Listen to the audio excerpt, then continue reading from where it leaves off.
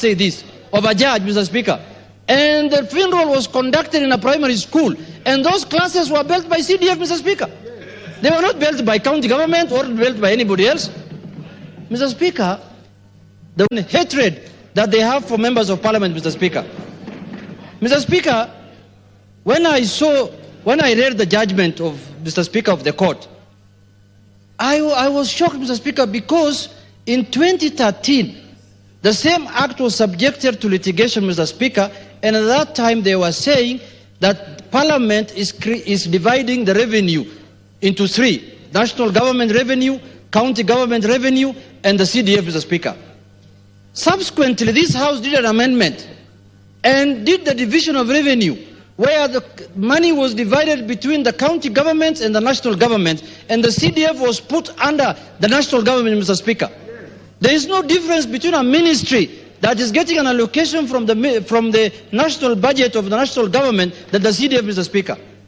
Mr. Speaker, I was shocked to see in the judgment of the court that one of the reasons why they are saying this act is unconstitutional is because Parliament passes 7 names of members of the CDF committee, Mr. Speaker. How many names do we pass here? We pass even names of commissions, we pass names of county secretary, we pass names here, PSS, AG, we pass here even commission of what this is called, commission of communication authority, Mr. Speaker.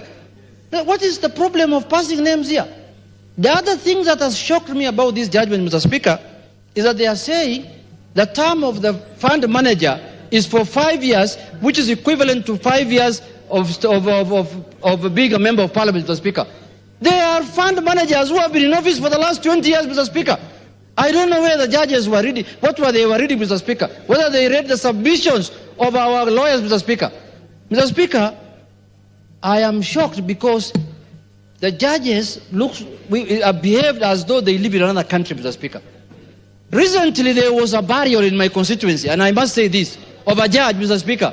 And the funeral was conducted in a primary school. And those classes were built by CDF, Mr. Speaker. They were not built by county government or built by anybody else. Mr. Speaker, the way the CDF has changed the lives of Kenyans, Mr. Speaker, every person knows in this country, including judges. Do they not go home? Do they not come from villages in this country, Mr. Speaker? And people, I'm asking the judges on the floor of this house, from the floor of this house, Mr. Speaker. In my constituency alone, there are over 3,000 to 4,000 students who benefit from bursary. Children of single mothers, orphans, Mr. Speaker. Where do they expect us to take those children, Mr. Speaker? If CDF is scrapped, the best thing I can do is to put those children in a bus and bring them to the homes of the judges, Mr. Speaker, so they can give them fees, so that those children can go back to school, Mr. Speaker.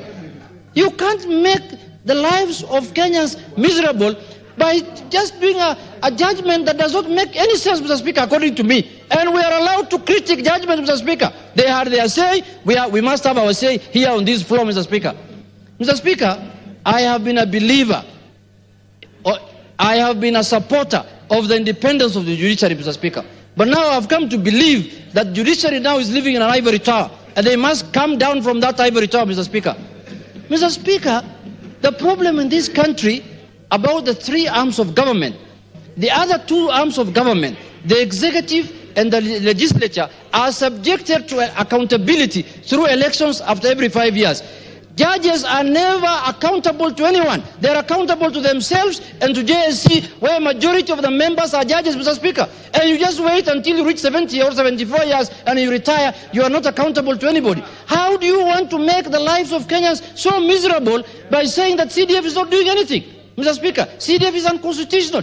This is a judgment that has been procured by the Council of Governors, Mr. Speaker. And it is out of egos. They don't want any other money. They don't want any other money to come to the constituencies or to the villages, Mr. Speaker. And what is happening in devolution, you know, all of us and everybody in this country knows. Corruption, pilferage, lethargy, incompetence. The only money, Mr. Speaker, that has touched the lives of Kenyans for the last 20 years is the CDF, Mr. Speaker. And I want to tell the